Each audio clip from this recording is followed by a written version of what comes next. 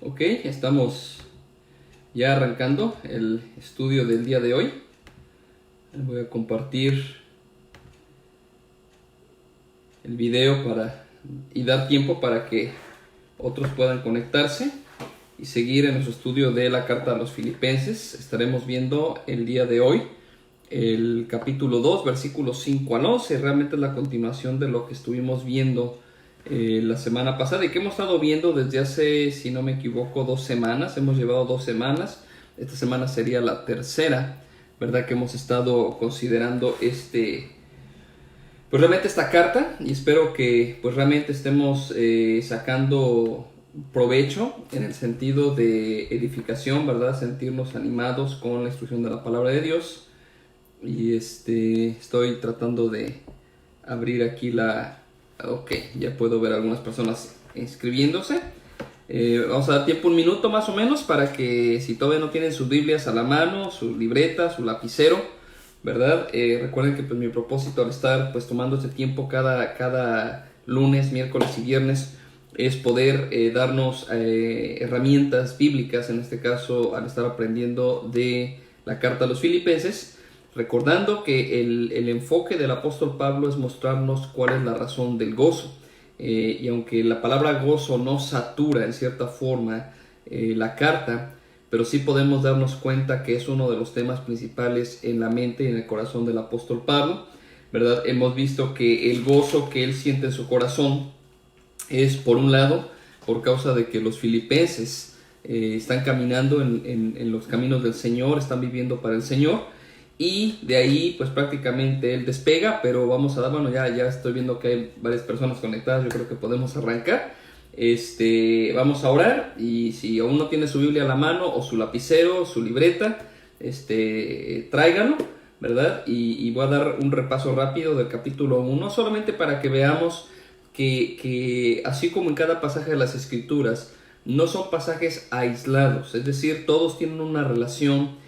Y es importante poder ver esa relación. ¿Por qué llegamos a un pasaje? Por ejemplo, cuando llegamos a pasajes conocidos, como el día de hoy, que estaremos viendo uno de los pasajes teológicos profundos de la Biblia en sí, pero que tiene una idea, el apóstol Pablo tiene una idea al llegar ahí. Pero bueno, vamos a orar, y pues también si no han compartido todavía el estudio, pues les animo que lo hagan, para que también otras personas puedan echar mano de este recurso y de esta oportunidad de poder aprender juntos la palabra del Señor. Pero bueno, vamos a orar.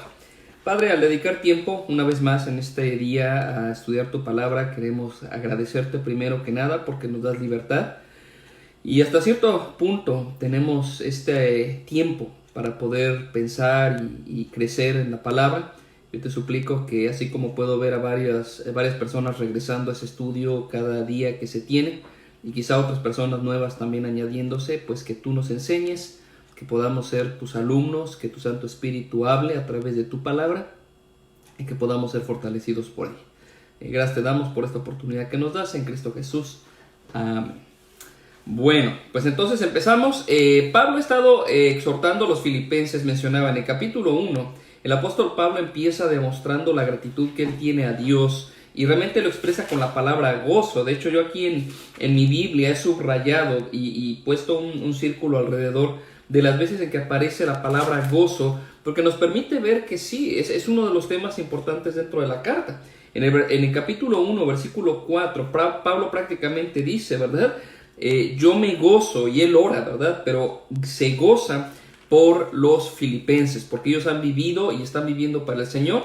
Eso produce en él gozo. Él menciona más adelante que otra de las cosas que le producen gozo es que, aunque él está preso, no tiene la libertad de ir a otros lugares y llevar el evangelio. Dice Pablo, yo me gozo en que el evangelio se sigue expandiendo. Prácticamente el evangelio se sigue proclamando, sin importar que yo estoy preso en algún otro lugar, ¿verdad? En segunda de Timoteo capítulo 2, Pablo diría, aunque él estaba preso, la palabra de Dios no estaba presa, y dice, me gozo, ¿verdad? Más adelante en el capítulo 1:25, al estar animando a los filipenses, les dice, bueno, para que ustedes, si es que yo llego a ser libre, ¿verdad? Si yo llego a salir y no morir, ¿verdad? Para mí morir es ganancia, ya había dicho.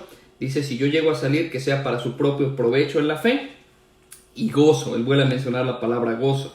Y luego en el capítulo 2, que es lo que vimos el día lunes, Cuando el apóstol Pablo empieza a exhortar a los filipenses a que ellos vivan y demuestren esa unidad en Cristo, él menciona: llenen mi medida de gozo. O en el versículo 2, capítulo 2, dice: completad mi gozo. Pero la idea es esa, ¿verdad? Llenen mi medida de gozo. Permitan que ustedes, al vivir la vida que Dios espera, eso produzca a mí un gozo, de manera que llene la medida. Entonces vemos que ese es un tema continuo. Él seguirá hablando acerca de esto, ¿verdad? Hemos visto que la idea del apóstol Pablo se va desarrollando al permitirnos ver que uno de los temas principales de la carta es precisamente la unidad y el amor entre los hermanos. Ahora, definitivamente hay pecados que amenazan la unidad y el amor dentro de la iglesia.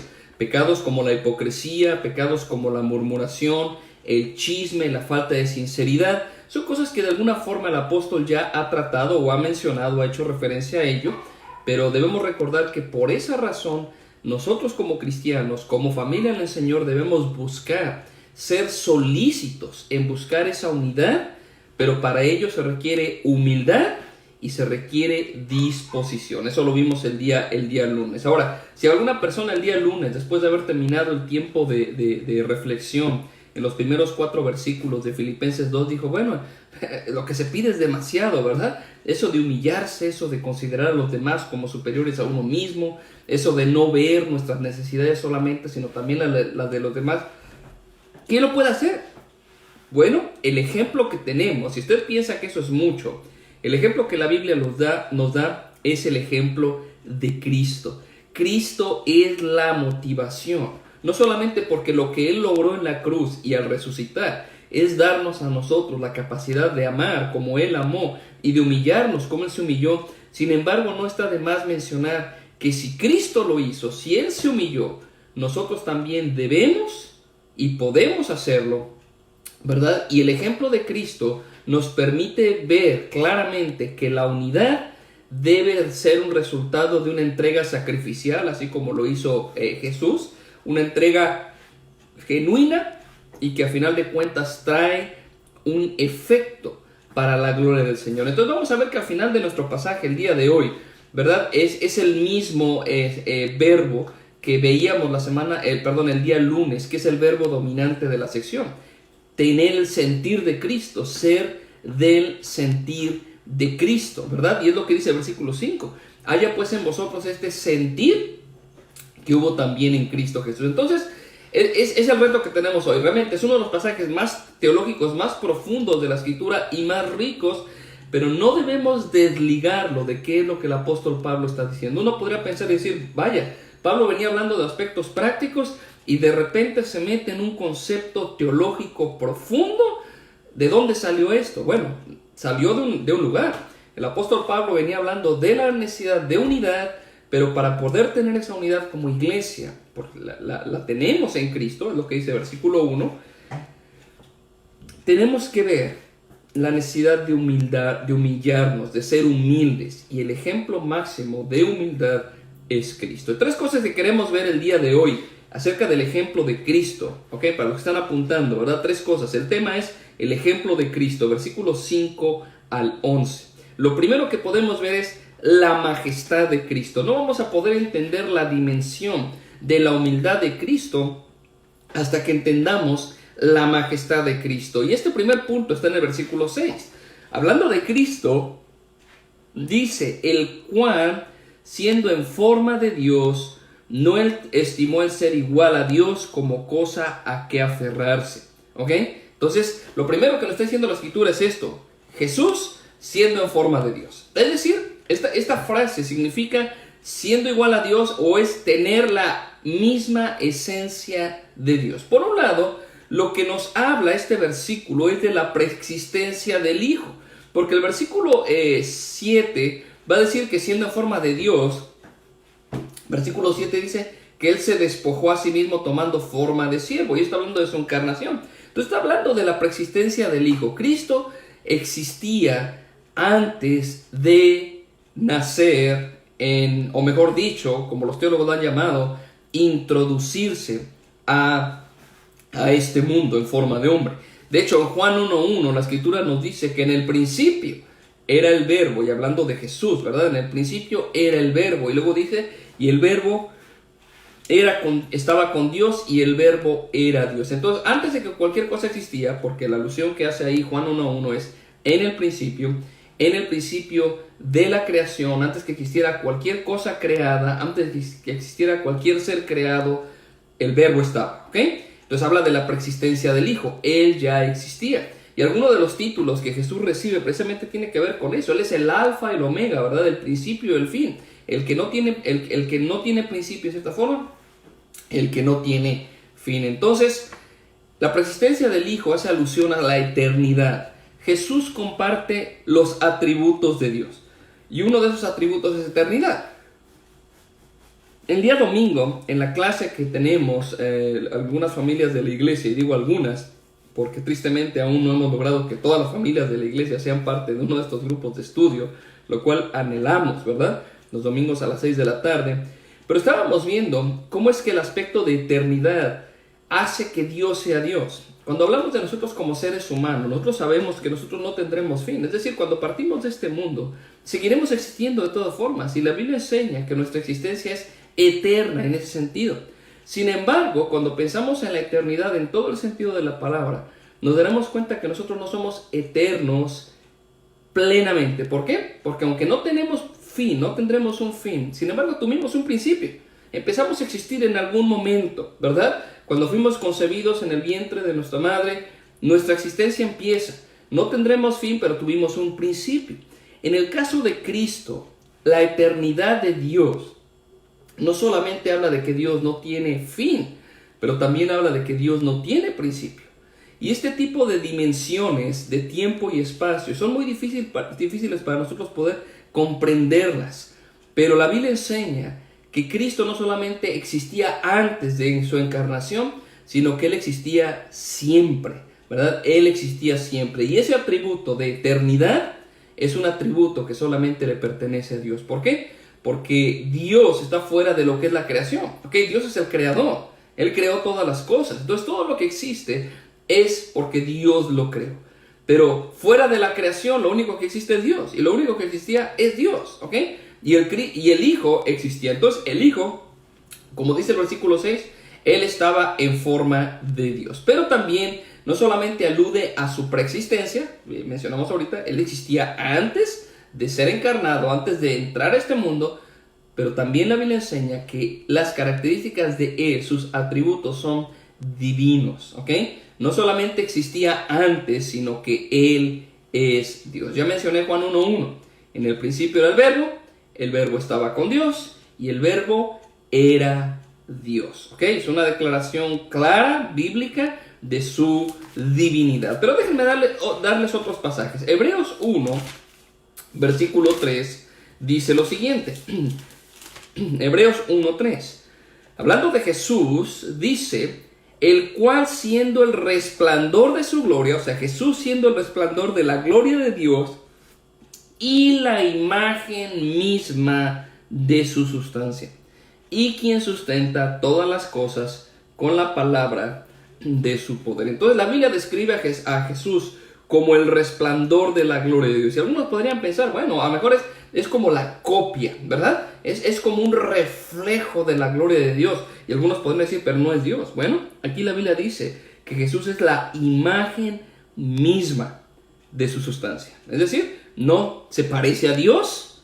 Está diciendo, es Dios. La esencia misma de la divinidad está en Cristo. Y es lo que nos dice otro pasaje, si están apuntando, Colosenses 1, versículos 15 al 17. Colosenses 1, 15 al 17. Hablando de Jesús, una vez más, dice, Él es la imagen del Dios invisible, el primogénito de toda creación. Y luego dice, porque en Él fueron creadas todas las cosas, las que hay en los cielos, las que hay en la tierra, visibles e invisibles, sean tronos, dominios, principados, todo fue creado por medio de Él y para Él. Es decir, Él es el creador, pero dice que Él es la imagen del Dios invisible. Y un pasaje más, ahí mismo en Colosenses, pero el capítulo 2, versículo 9, dice, hablando de Jesús, porque en Él habita corporalmente toda la plenitud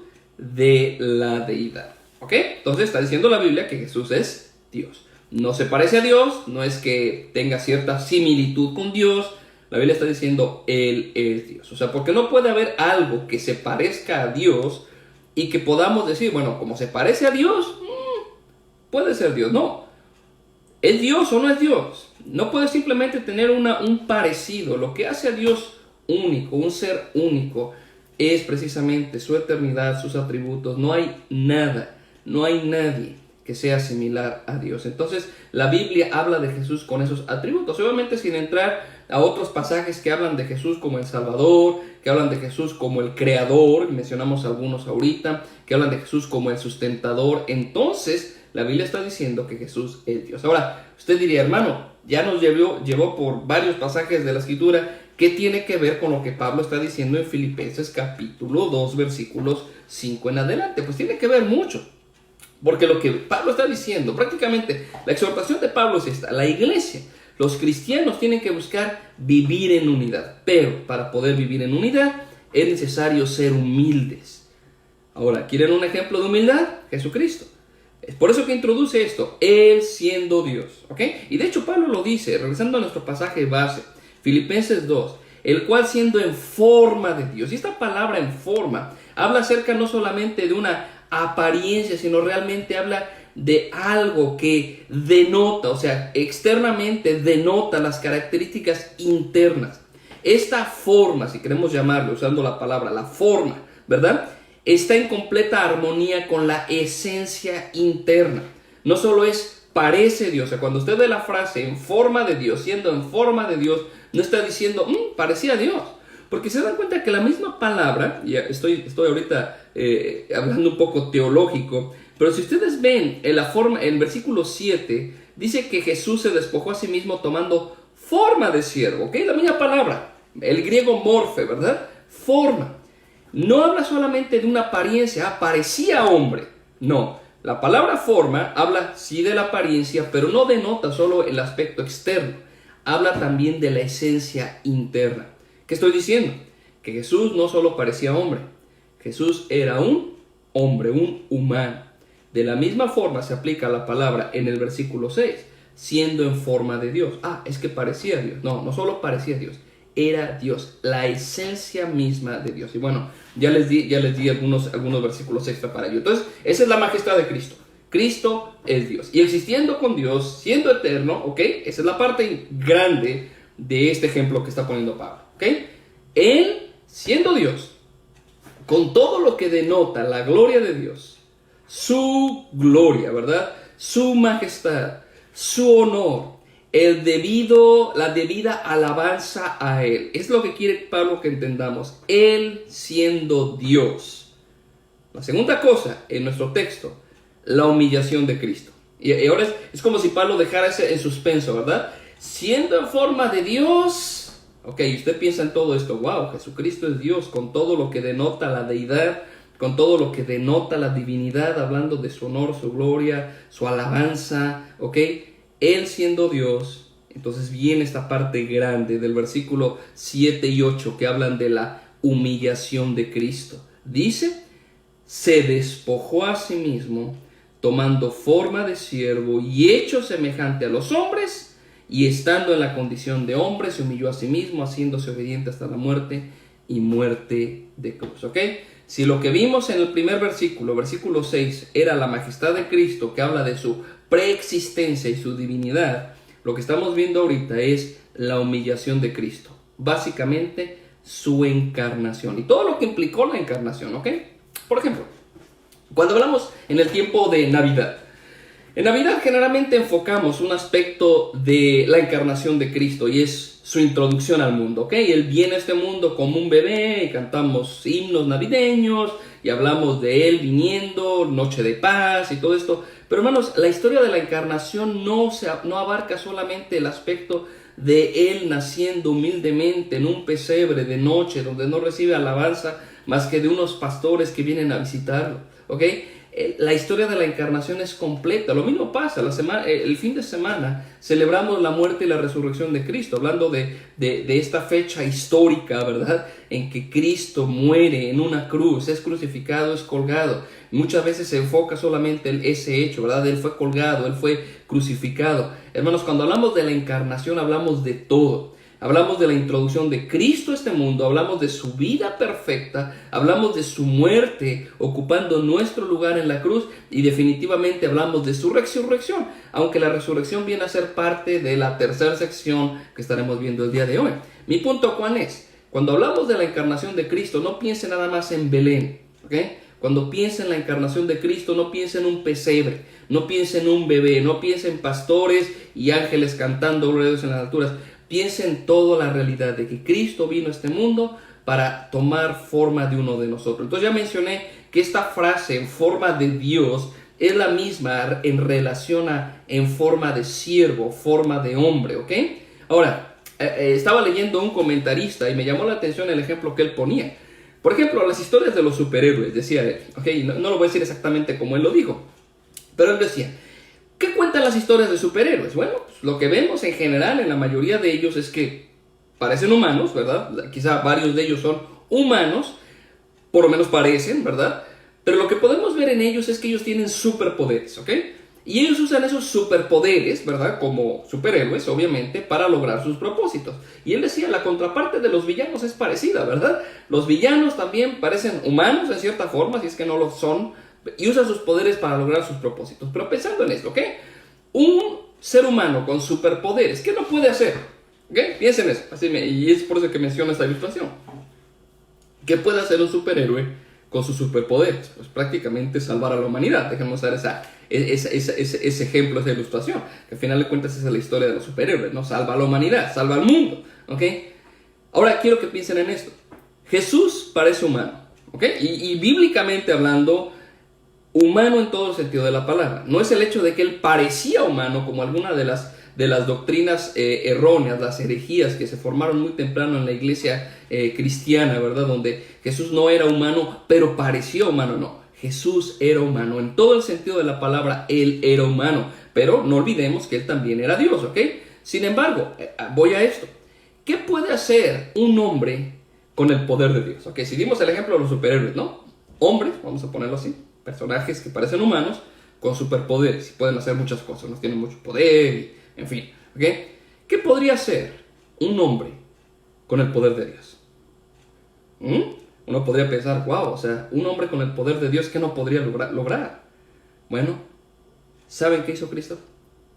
Cristo no estimó su posición como Dios, no solamente hablando de su dignidad, no solamente hablando de su honor, no solamente hablando del derecho que él tiene de ser adorado y alabado y exaltado.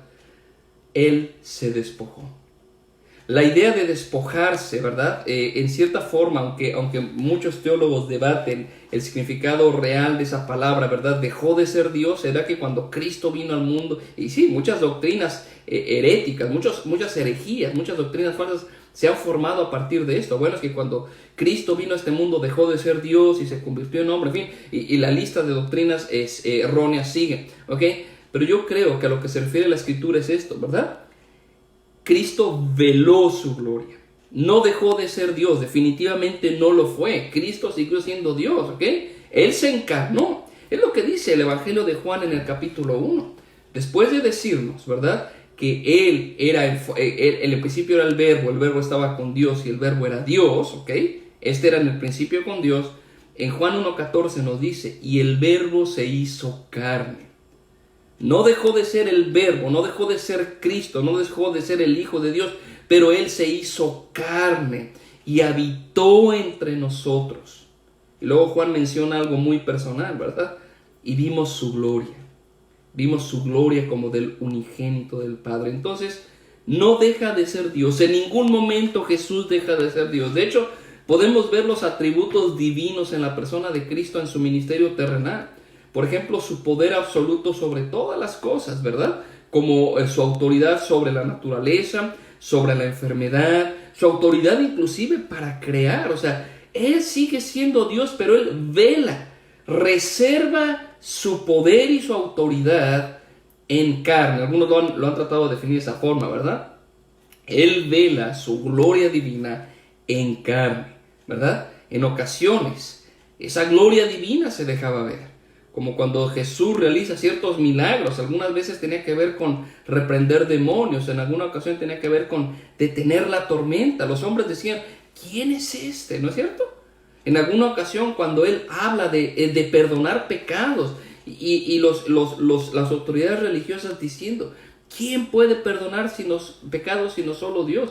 Jesús demostró que Él tiene autoridad para perdonar pecados. Entonces, en ocasiones podemos ver ese destello de la divinidad en Cristo, pero sin embargo en general lo que la gente veía era al hijo de José, al hijo de María, a un carpintero, a un habitante de Nazaret. ¿Recuerdan ustedes esa forma en la que a veces se referían a Jesús, verdad? Inclusive Jesús decía, no hay profeta en su propia tierra, porque veían a un hombre. Entonces Jesús vela su gloria, ¿ok?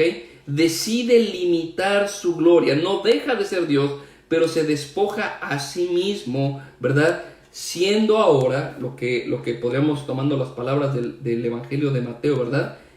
Emmanuel, ¿verdad?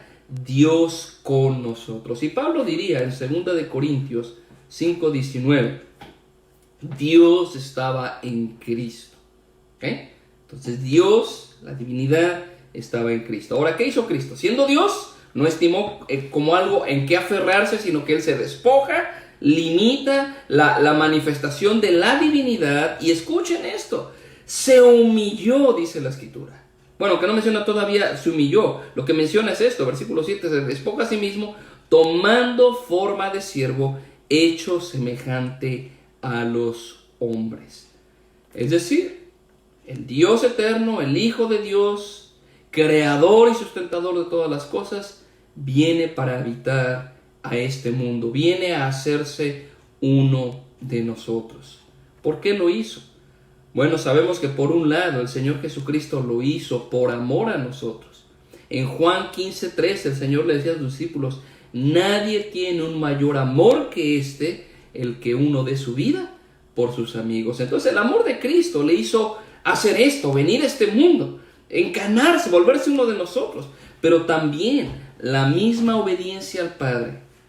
Jesucristo vino a este mundo en obediencia a su Padre para redimir a un pueblo. Y lo grandioso de este aspecto de la humillación de Cristo es que al hacerse uno de nosotros, al volverse semejante a los hombres, ahora Él nos entiende. El libro de Hebreos toma este concepto de la encarnación de Cristo y nos permite ver que por esta realidad, porque Él se hizo uno de nosotros, ahora tenemos a un misericordioso y fiel sumo sacerdote que puede compadecerse de nosotros. Déjenme leer 3 versículos, si están apuntando, Hebreos capítulo 2, versículos 10 y 17. Hebreos 2, versículo 10 y versículo 17. Dice el versículo 10, Hebreos 2:10.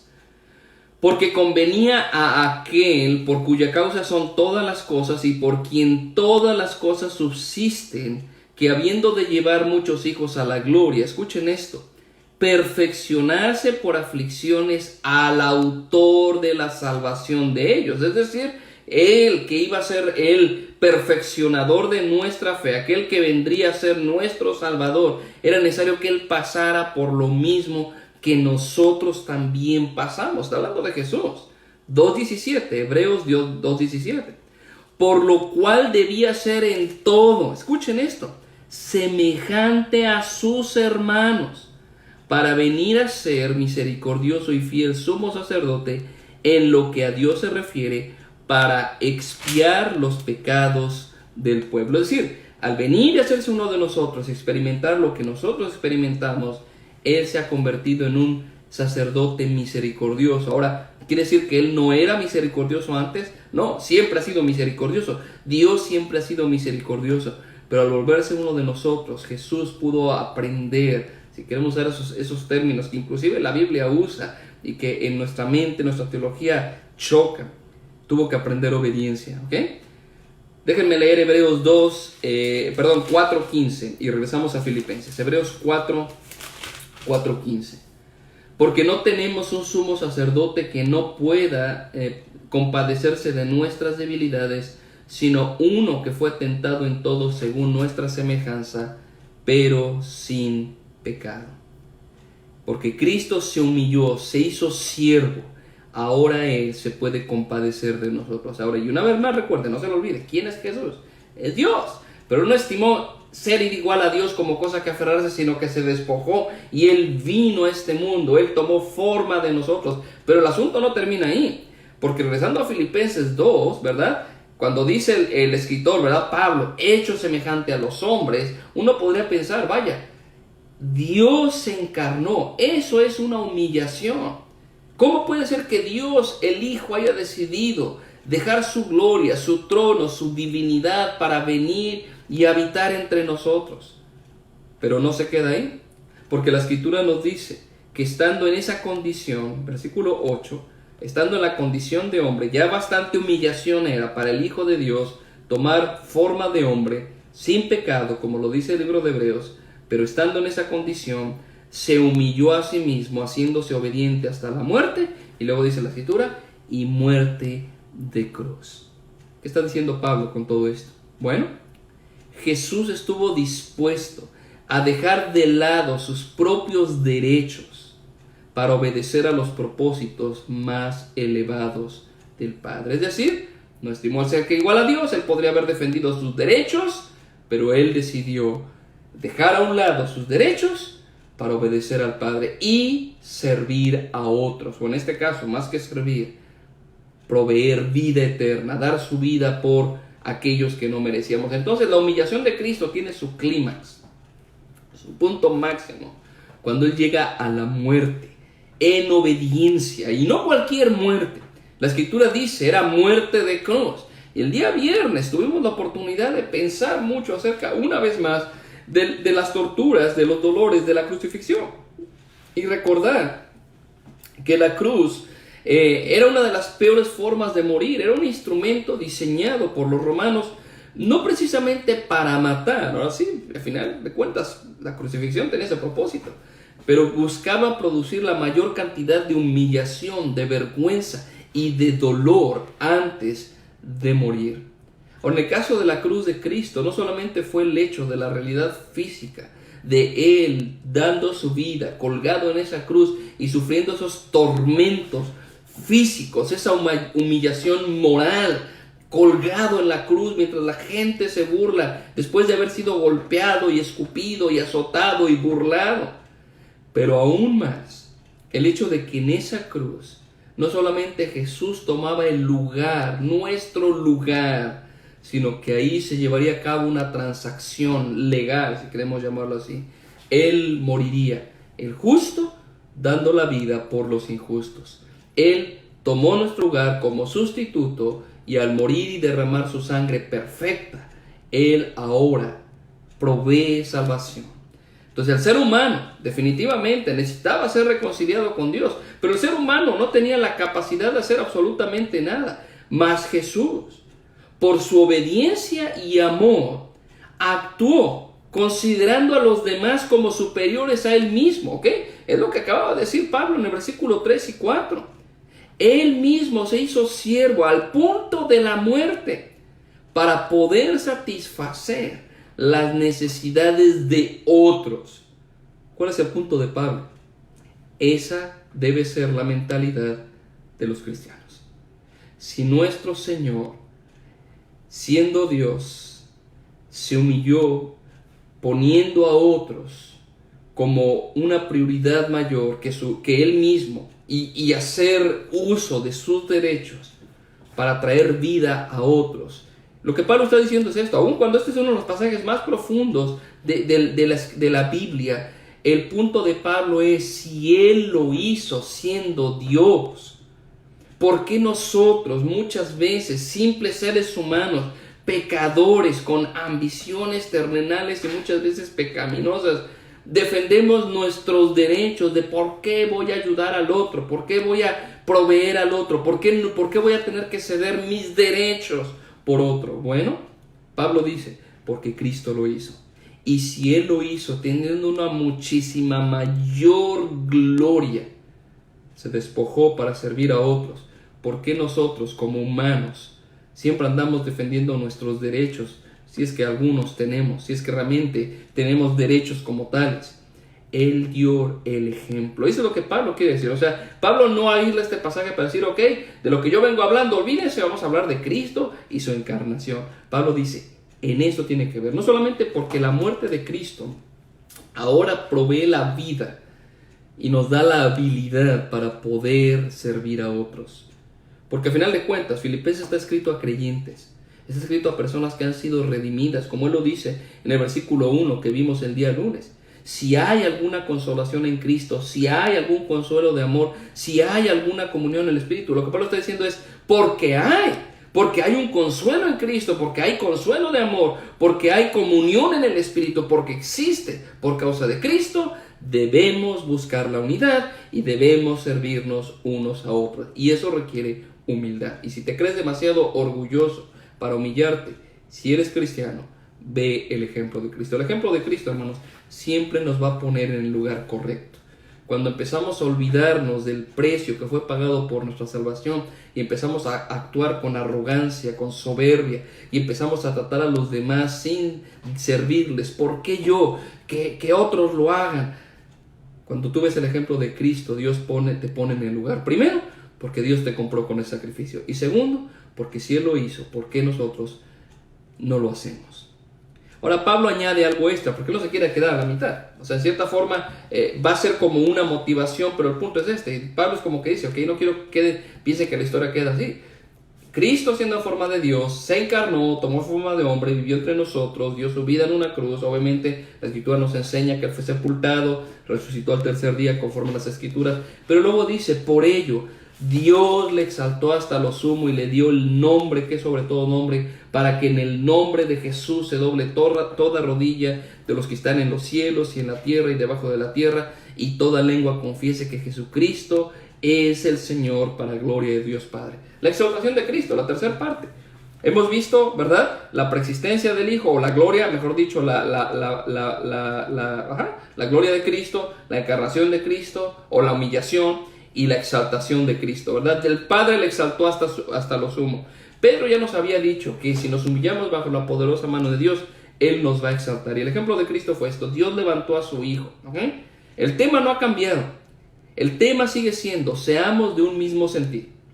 Tengamos todos el mismo sentir que tuvo Cristo. Entonces, la exaltación hasta cierto punto puede ser un incentivo para que estemos dispuestos a servir. Si nos humillamos, si nos humillamos para servir a otros, a su debido tiempo el Señor nos va a exaltar. Pero en el caso de Cristo, la exaltación fue, sobre cualquier cosa. O sea, no podemos igualar nada a la exaltación de Cristo. El nombre que es sobre todo nombre. Y luego no nos deja en el aire. ¿Cuál es ese nombre? El nombre de Jesús. Dios exaltó a su Hijo hasta lo sumo, y este nombre que es sobre todo nombre es el único nombre en quien podemos ser salvos. Es lo que dice Pedro en Hechos capítulo 4 versículo 12, porque en ningún otro nombre hay salvación. No existe otro nombre más que el nombre de Jesús, ¿ok? Él es el único mediador, como lo enseña 1 Timoteo 2:5. Él es aquel camino, verdad y vida, el único, como lo dijo el Señor Jesús en Juan 14:6. Entonces no hay otro, no existe otro nombre por encima de no existe otro nombre por encima de este nombre. El nombre de Jesús es el nombre en quien podemos ser salvos. Pero aún cuando el día de hoy gente no quiere proclamar y anunciar el nombre de Cristo y rendirse ante el nombre de Cristo y clamar por salvación en el nombre de Cristo, Pablo deja en claro que algún día toda rodilla se doblará ante el nombre del Señor. Ahora, ese tiempo escatológico, ese tiempo en que sin importar cualquier ser que exista, arriba en los cielos, en la tierra, debajo de la tierra, y Pablo no está poniendo precisamente ¿cómo se diría? Al cielo está allá arriba, si tú viajas en un cohete llegarías, o el infierno está en el centro de la tierra. Lo que dice Pablo es prácticamente todo ser. Tanto aquellos por los que Cristo murió y aquellos que le han reconocido como el Señor, como aquellos que quizás renegaron, aquellos que dijeron Dios no existe, toda rodilla algún día se doblará, reconociendo su majestad, reconociendo su autoridad, pero también toda lengua, no solamente si toda rodilla se va a doblar, sino que toda lengua va a confesar que Jesús es el Señor. Y todo esto para gloria de Dios Padre. ¿Cuál es la idea de Pablo? Pablo está diciéndonos, sirvamos a los demás, porque Cristo lo hizo. Añade, sí, Él siendo Dios, se despoja, toma forma de hombre, es obediente hasta la muerte de cruz, pero Él ha sido exaltado, está sentado a la diestra de Dios, y ahora algún día toda rodilla se doblará, toda lengua confesará. Pero nosotros, como cristianos, confesamos a Cristo el día de hoy. Doblamos nuestra rodilla ante su autoridad y reconocemos su majestad y reconocemos su gloria. Y yo creo que una de las formas de hacerlo es cuando nos servimos unos a otros. Porque eso ha sido lo que el apóstol Pablo ha mencionado. Y que veremos el día viernes, al continuar con el estudio de Filipenses, seguirá hablando de eso. Lo que Cristo hizo produce cambios en nuestras vidas. Por lo tanto, servir a los demás, vivir la vida cristiana es humillarse. Sí, es humillarse, aunque suene no agradable, en eso consiste. Y humillarse, en cierta forma, conlleva sufrimiento. No podremos vivir como es digno del Evangelio, que ya lo mencionó Pablo en el capítulo 1, 27. No podremos vivir como es digno del Evangelio sin estar dispuestos a humillarnos y a sufrir. Como seres humanos, por naturaleza, queremos hacer uso de nuestros derechos, queremos defender nuestros derechos. Sí, definitivamente, en muchos casos. Muchas personas al ejercer sus derechos han humillado y han pisoteado a otros. Pero ¿cuál es el ejemplo de Cristo?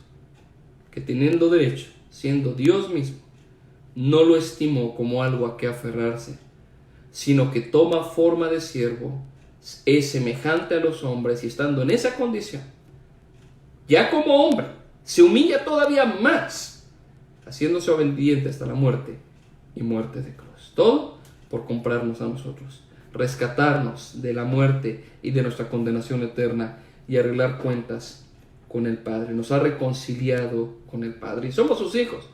Creo que ahora entendemos un poco más por qué Pablo se introduce a este tema, porque él espera que los filipenses, y él espera que todo cristiano viva de tal manera que sea evidente a quién servimos, que tenemos la misma mente de Cristo, tenemos el mismo sentir de Cristo. Y eso es interesante, porque la palabra cristiano, el título cristiano, tiene esa connotación, aquellos que son como Cristo.